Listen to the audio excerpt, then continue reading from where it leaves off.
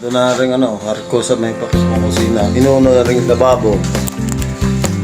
Ring kusina, pinalitadahan at mauna na. Yan, ganda. Yung pinto ng banyo, ayusin niya. Ano mo, yung pinto mo yung banyo. Ayan, ang kalawakan ng CR, oh. Bawak yan. Parang siguro gusto mo dyan lang. Ayan, arko, maganda na, oh. Tuwid na. Susunod na bukas ng mga bintana at pinto.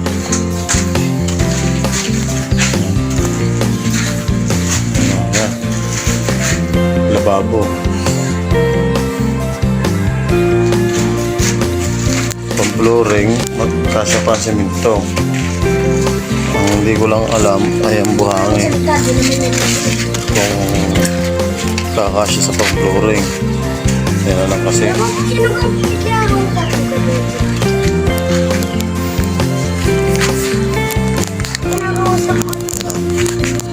Yan sila papalitada, gate. Palitada bukas. Kunti lang naman nagagamit sa palitada at rin na lang naman mga bintana ng are-are. Tuwidin niya.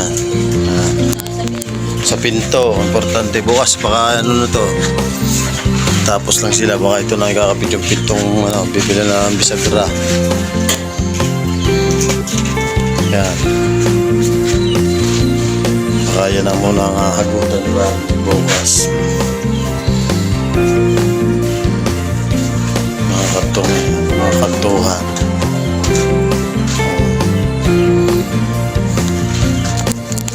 Malawa kasi ang flooring hindi ko lang alam kung kakasya ang ang buhangin.